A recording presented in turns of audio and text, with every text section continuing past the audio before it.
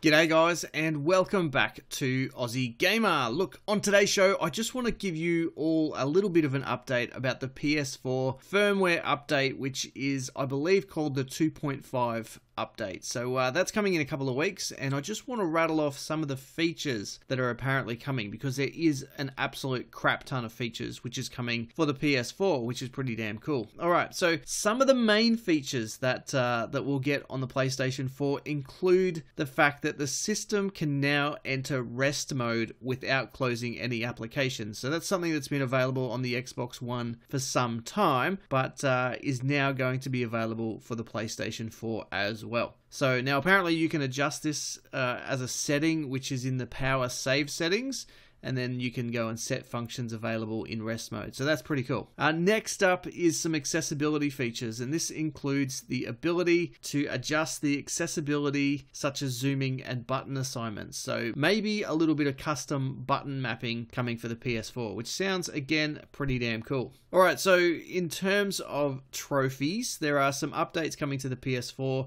which will allow you to delete trophies with 0% achievement progress. So I guess if you go and download a game or don't like it or return it to the store or whatever the reason that you haven't actually gone and achieved anything, you now have the ability to go and delete the game. So it'd be interesting to see how many people actually take advantage of that new feature. Now in terms of the trophies, you can go and sort by earn date, not earned, and grade. So that's pretty cool. And you can utilize this feature when comparing your trophies to another player. So again, some increased functionality for the PS4. You'll also have the ability to search the internet for details about trophies from the options menu within trophies. So that's pretty exciting, particularly if you're a trophy hunter. Now I'm in two minds about this next feature for trophies. It basically takes a screenshot of the scene when you earn a trophy and it automatically saves that, which I'm in two minds, because obviously if you're earning a lot of trophies, that's just going to have an absolute crap ton of screenshots saved somewhere in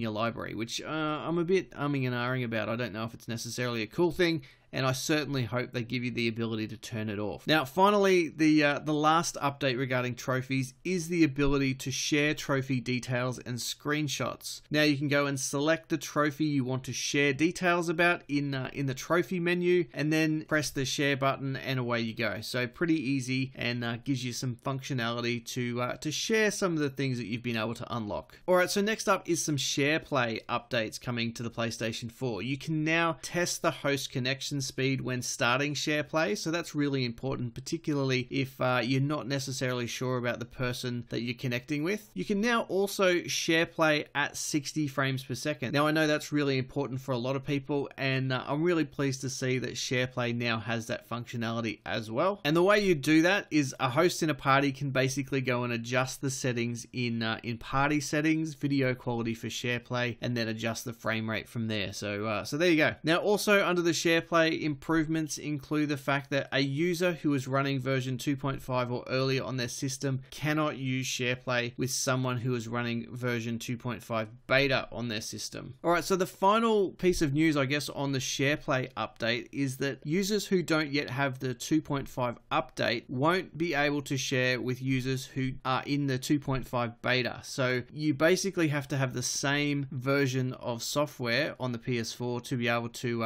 actually go and SharePlay. So it will require both users to update their system as soon as that becomes an option. Alright, so a couple of other cool functions are coming to the PS4, some of which include the ability to have your Facebook friends displayed in the Players You May Know section. So I think this is good in terms of connectivity to your mates. A lot of people are obviously connected on Facebook, but don't necessarily know who has or doesn't have a PS4. So this update gives you the ability to increase your connectivity with your mates, which sounds pretty cool. Now on top of that, you also have the ability to send real name requests in addition to friends requests to users who are currently not on your friends list. So if you want to shoot a mate your friends request, for example, and you don't think he necessarily knows your gamer tag, then you can just send your real name, and obviously hopefully they'll recognize you from there. So a couple of other things: you can now apply a shadow style for text in themes. You can now enter up to 140 characters for your self-introduction. You can also now use the touchpad to operate playback on videos or discs, so again, that's pretty cool.